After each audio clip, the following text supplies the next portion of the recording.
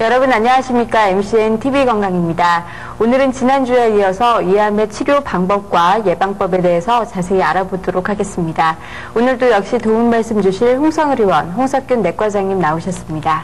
과장님 안녕하십니까? 네, 안녕하십니까? 네.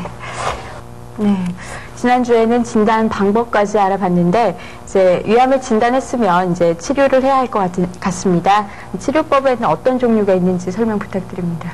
예, 위암의 치료 중요하겠습니다. 차트를 보시면서 얘기를 나누죠.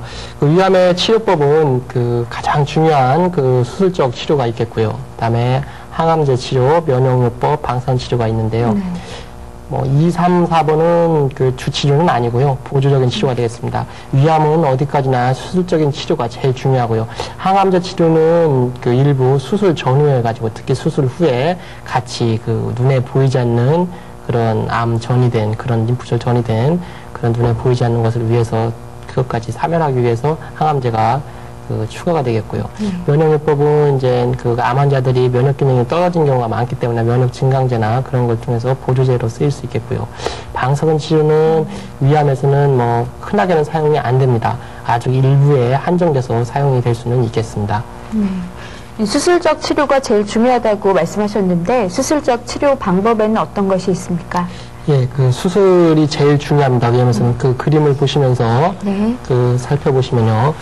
위암은 이제 근치적인 수술법이 있고요. 교식적인, 고식적인 치료 방법이 있는데요. 이 근치적인 거라는 것은 거의 완치, 우리가 위암을 완치를 목적으로 하는 그런 수술법이 되겠습니다. 그래서 위아전 절제술이라고 해서요. 위에 한 70%, 약 75%의 위를 절제하는 위아전 절제술과, 그리고 이제 위를 자체를 아예 전부 다 드러내는 위 전절제술이 있겠고요. 확대 위 전절제술이라고 해가지고요. 이것은 아마 암이 많이 퍼진 거의 3기 말이나 4기에 가까운 경우에 일부 수술을 하는데요. 그런 경우는 주변 장기까지 다 포함됩니다. 그러니까 주변의 비장까지 절제하는 경우가 있고요. 간의 일부를 절제해내고요. 그런 확대 위 전절제술이 있겠고요.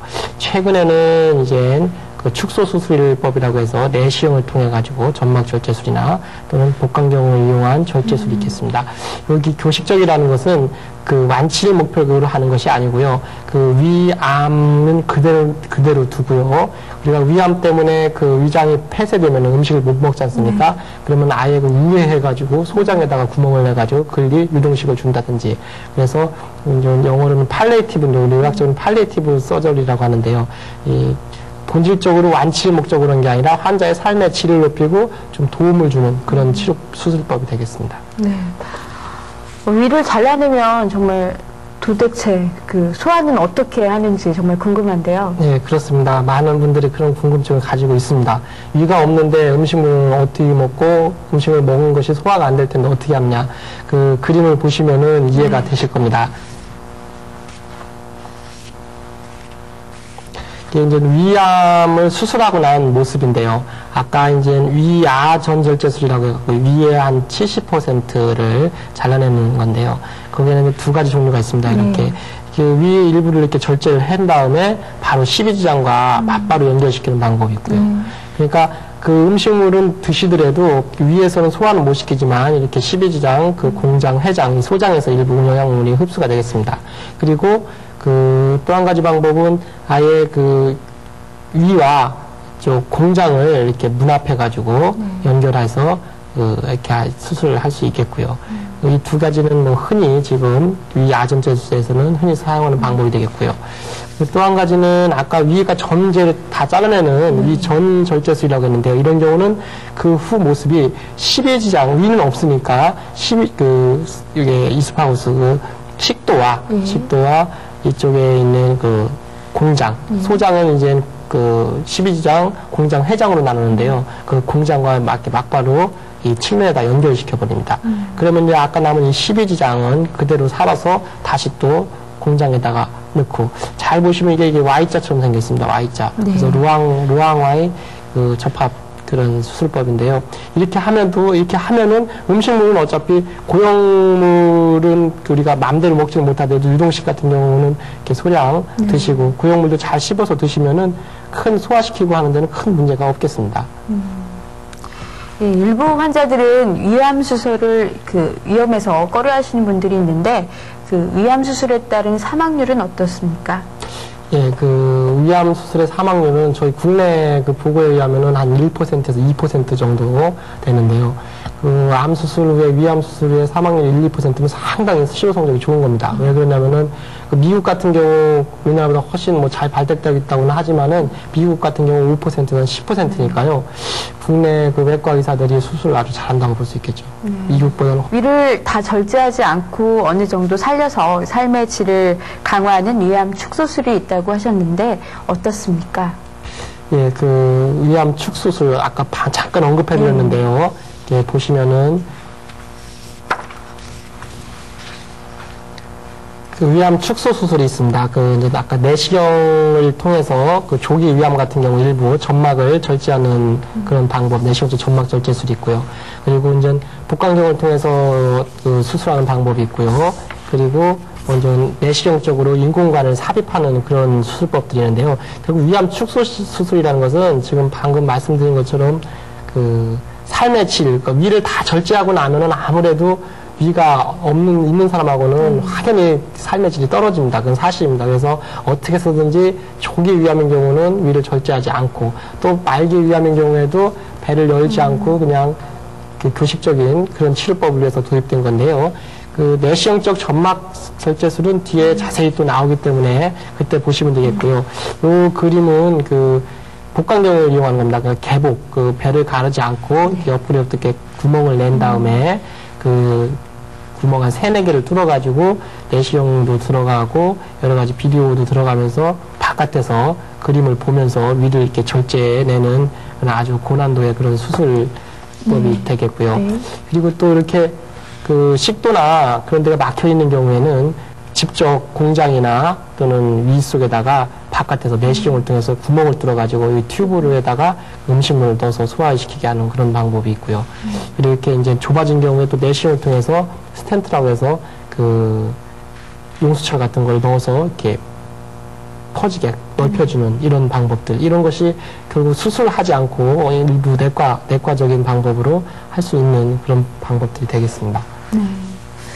요즘에는 아주 초기암은 내시경으로 제거한다고 하던데 어떻습니까? 예, 지금 그 아주 중요한 얘기인데요.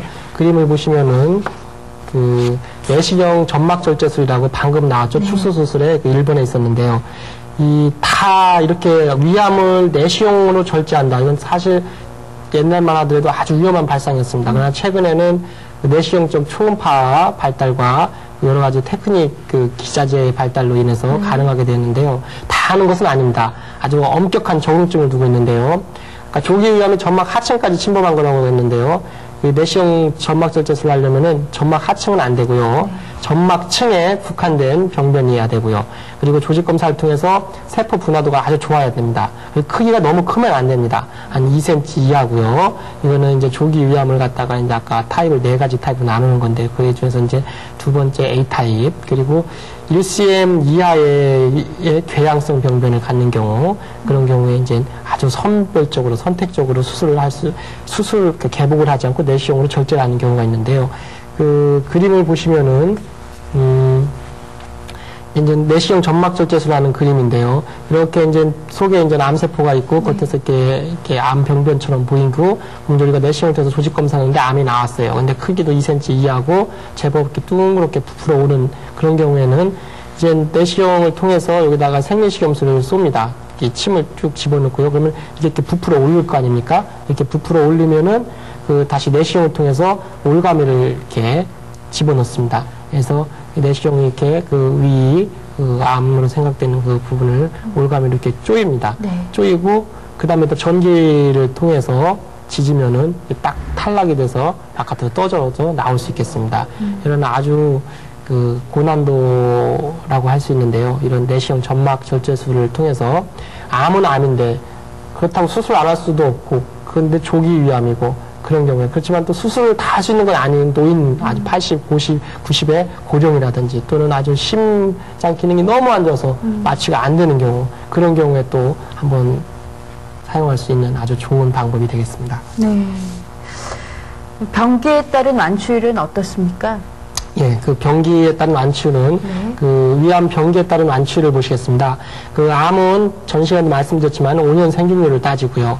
그 다른 암과 달리 위암은 아주 확연히 치료 성적이 좋은 것을 볼 수 있겠습니다. 지난번에 첫 시간에 얘기한 폐암, 간암 그거에 비하면은 1기 초반일 경우에 거의 93% 이상 완치율이 되겠고요. 1기 후반일 경우에는 84%, 그리고 3기만 하더라도 보통 46%, 후반에 30%, 4기도 10%가 넘습니다. 다른 상계를 해보시면 간암은 5%였고, 이 간암에서도 1기 초반이라고 해도 50%, 그거에 비하면 상당히 위암은 치료 성적이 좋습니다.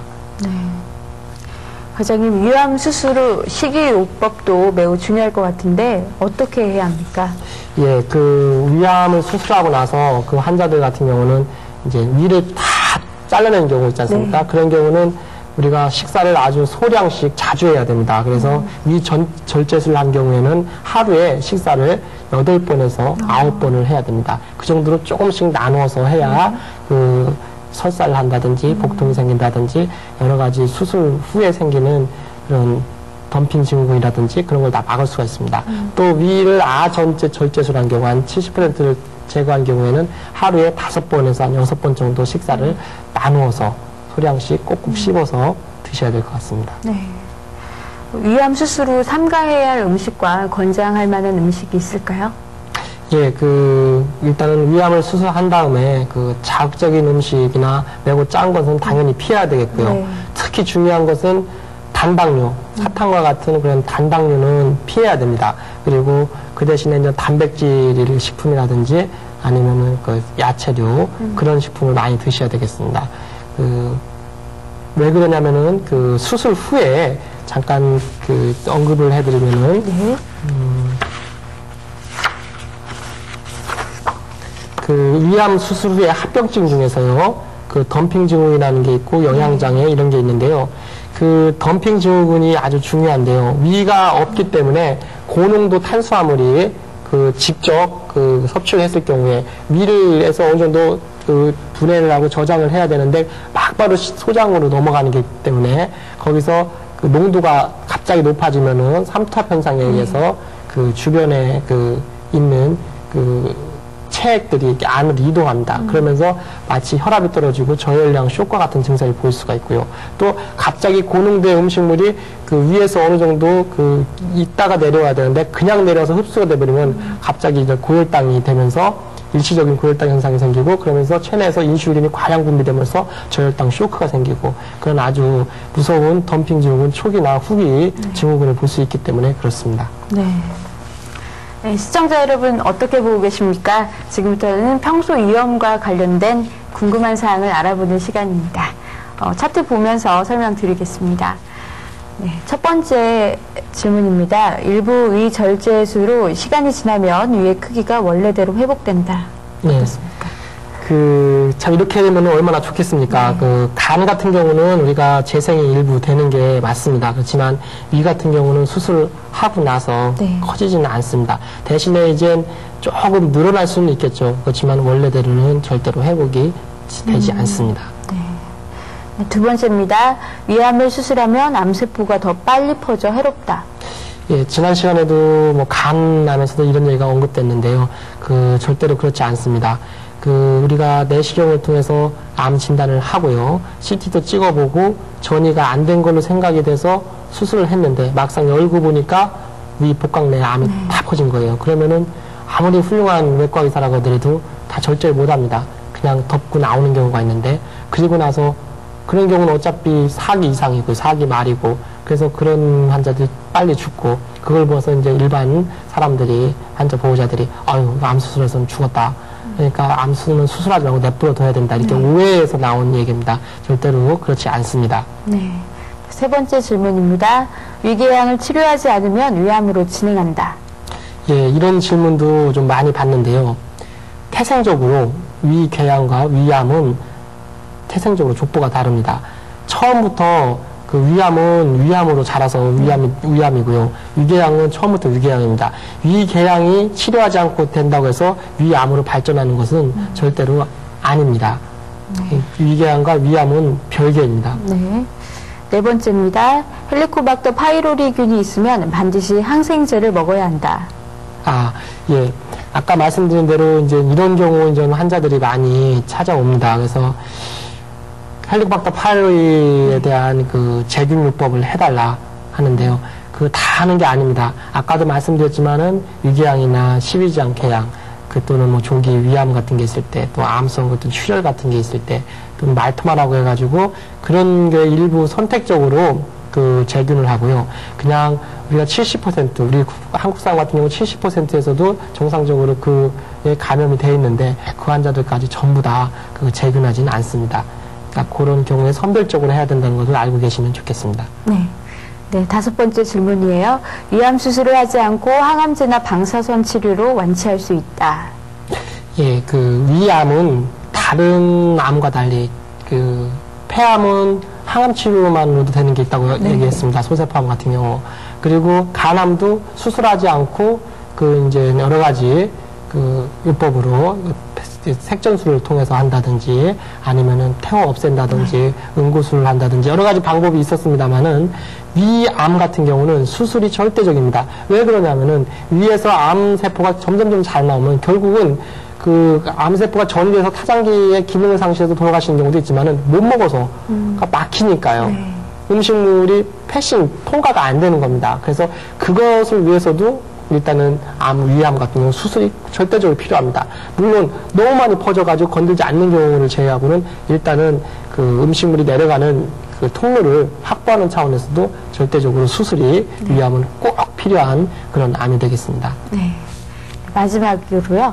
위암을 예방할 수 있는 항암 음식물과 발암 음식물이 있습니까? 예, 이거 아주 중요한 얘기인데요. 그 뒤에 그림을 잠깐 보시면서 이렇게 설명을 드리겠습니다. 식습관과 그 위암 발생 위험. 우리가 이제 아까 맨 서두에 위암은 그 식생활 습관과 아주 밀접한 관련이 있다. 섭생과 아주 관련이 있다고 말씀을 드렸습니다. 여기 보시면은 국수류 좋아하시는 분, 면만 많이 드시는 그런 고탄수화물 이런 걸 많이 섭취하시는 분들은 위암 발생률이 높습니다. 그래서 저희 나라가 많죠. 그리고 반면에 이렇게 녹차라든지 또는 마늘 같은 경우 이런 경우를 많이 또 마늘도 생마늘을 먹는 것이 좋다고 되어 있습니다. 이런 것을 많이 섭취하면은 그 위암 발생률이 떨어지고요. 또 서두에 말씀드린 대로 이렇게 소금에 절인 음식 저희 나라 잘 먹잖아요. 그리고 훈제 요리 같은 경우 이런 경우를 많이 드시는 분들은 역시 위암이 발생률이 높습니다.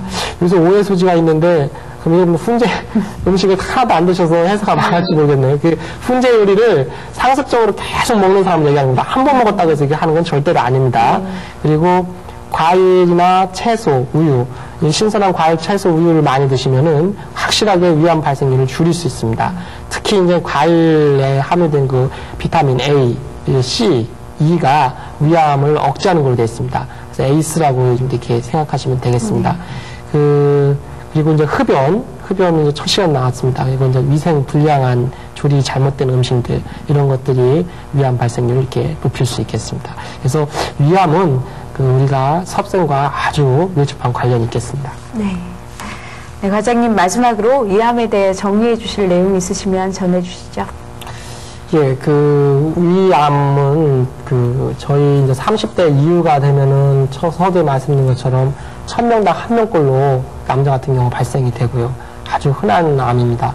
그래서 무증상인 환자들 같은 경우도 40이 넘으면은 한 2, 3년에 한 번씩은 꼭 내시경을 받으셔서 스스로 그냥 소화불량이겠거니 하고 약국을 찾아서 임의로 조제를 해 드시는, 그러면서 암을 키우는 그런 일이 없도록 꼭 당부하고 싶습니다. 그래서 내시경이 조기 위암 아주 필수적인 거라는 것을 꼭 말씀드리고 싶고요. 모든 암이 그렇습니다. 골고루 영양 섭취를 하시는 것이 중요합니다. 특히 신선한 야채, 과일을 충분히 드시는 것이 아주 모든 암이 그렇습니다만 위암에도 방지하는 그런 좋은 효과가 있을 거라고 생각이 됩니다. 네. 예, 과장님 내시경을 하면 위축성 위염이라는 말을 많이 듣게 되는데 이 위축성 위염이라는 것이 무엇인지 설명 부탁드립니다. 예, 저희들이 이제 검진 내시경을 하고 통보를 위축성 위염이다, 또는 표재성 위염이다, 또는 미란성 위염이다, 이렇게 진단을 많이 붙여서 내보내는데요. 그림을 잠깐 좀 보시겠습니다. 네. 내시경을 했을 때 이렇게 전정부고요. 구멍을 들어가면 12장인데요. 이렇게 매끈하게 주황빛을 띠면서 아주 매끈합니다. 이제 이게 정상 조직이고요. 그 미란성 위염은 여기 잘 보이지는 않을 텐데요. 그 쉽게 해서 미란성 위염은 아까 우리가 위가 4개 층으로 이루어졌다고 했지 않습니까? 4개 층 중에 첫 번째 층이 이렇게 찰과상 입듯이 우리가 다쳐서 피부가 벗겨지는 첫 거풀이 벗겨지, 그래서 그 한 층만 나간 그걸 미란성 위염, 2층까지 나가면 이제 그 위궤양이 되는 거고요. 그리고 출혈성 위염이라고 했고, 이렇게 보시면은 뭐 육안적인 소견도 이렇게 피난 것처럼 이렇게 뻘겋게 이렇게 군데군데 돼 있는 게 있고요. 그리고 이제 그 궤양이라고 해가지고요. 이걸 보면 이제 양성 위궤양인데요. 양성 위궤양하고 악성 위궤양으로 구분하는 건데, 악성 위궤양은 결국은 암을 얘기하는 겁니다. 이 두 개는 양성 위궤양이 치료되지 않다고 해서 악성이 되는 건 아까 말씀드렸지만 아니고요. 얘는 태생적으로 양성입니다. 조직 검사에서 어떤 암세포가 발견되지 않는 거고요. 이 녀석은 처음부터 암세포가 발견이 되는 겁니다. 그래서 그 악성 위궤양이 되었고요. 미용종이라고 해가지고 이것도 흔히 우리가 많이 결과유지를 보냈는데요. 이렇게 그 우리가 물사마귀처럼 이렇게 크기가 보통 작습니다. 이렇게 뚝 튀어 바깥쪽으로 이렇게 튀어나오고 점막에 어떤 변화도 없고 그렇습니다. 그 직접적인 선례를 보시면은 이게 이제 정상적인, 이게 이제 16살짜리가 하는 건데요. 이렇게 주황빛을 띠면서 표면이, 점막 표면이 이렇게 매끈합니다. 매끈한데요. 우리가 이제 흔히 위축성 위염이라고 해서 이제 많이 나가는데요. 위축성 위염은 아까도 말씀드렸지만, 그, 쉽게 얘기해서 위가 그 얇아진다고 생각하십니다. 위 벽이 얇아진다. 그러면서 그 혈관들이 그 점막층 밑에, 점막 하층이나 그런데 그 혈관들이 노출되는 겁니다. 그러다 보니까 얼핏 봐서 좀 위가 붉게, 군데군데 붉게 보이고요. 그리고 아까 말씀드린 장상피화가 그 위암의 전구병변에서 가치가 있다고 했는데요. 그게 육안적인 소견이 이렇게 마치 고무풍선처럼 이렇게 부풀어 오른, 화상을 입어서 부풀어 오는 그런 모습을 보이게 되겠습니다. 그리고 이제 미란성 위염인 이게 실물 사진에서는 이렇게 이거는 궤양, 여기 비교하시면 궤양처럼 2개 층까지 그 침범이 돼서 깊이 패인 거고요. 이거는 첫 층만 이렇게 벗겨져가지고 찰과상 입듯이 이런 게 이제 미란성 위염이 되겠고요. 표재성 위염이라는 것은 글자대로 표재성, 맨 거층, 그러니까 점막층의 맨 거층이 그 염증 반응을 일으키면서 군데기 뻘겋게 이렇게 발적된 것처럼 보이는 것이 되겠습니다. 그리고요, 이 사진은 우리가 흔히 보는 위궤양 사진입니다. 좀 확대했고요. 그리고 이제 근접된 촬영이고요. 좀 멀리서 찍은 건데요.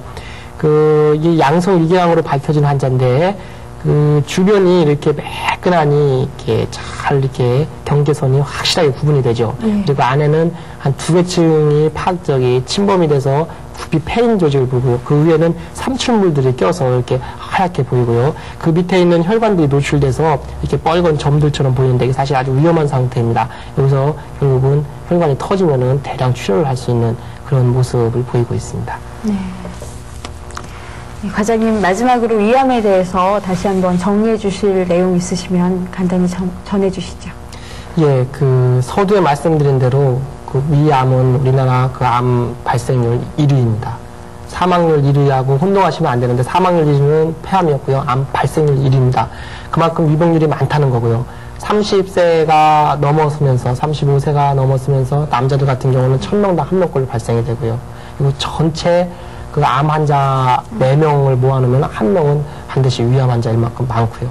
그래서 암을 조기 검진하는 게 제일 중요합니다. 그 위암은 특히 내시경이 제일 확실한 방법이 될 수 있겠고요. 그래서 증상이 하나가 없는 사람도 40세가 넘으면은 2, 3년에 한 번씩은 꼭 내시경을 추천해드리고 싶고요. 특히 말씀드리고 싶은 거는 스스로 자가적으로 진단을 해서 소화불량이다. 이거는 위궤양일 거야. 이거는 그냥 위험이겠지 하고 제산제를 가서 약국에서 임의로 사드시고 그냥 혼자 진단해서 치료받는 경우가 있는데요. 위암도 처음에는 그런 다른 위염이나 위궤양처럼 증상이 똑같습니다. 그래서 반드시 조기 진단이 필요하기 때문에 내시경을 받으시고 나서 거기에 따른 적절한 치료를 받는 것이 꼭 중요하겠습니다. 네, 과장님 오늘 도움 말씀 감사합니다. MCN TV건강 2주에 걸쳐서 위암에 대해서 자세히 알아봤습니다. 위암의 주요 원인이 식습관과 관련돼 있다고 합니다. 우리나라 사람들 특히나 맵고 짜고 뜨겁고 자극적인 음식 정말 많이 좋아하시잖아요. 건강을 생각해서 덜 뜨겁게 또 덜 짜게 드시는 그 습관이 필요할 것 같습니다. 또한 밥이 보약이잖아요. 아침 걸으시는 분들 아침 꼭 챙겨 드시는 거 잊지 마십시오. MCN TV건강 여기서 마치겠습니다. 감사합니다.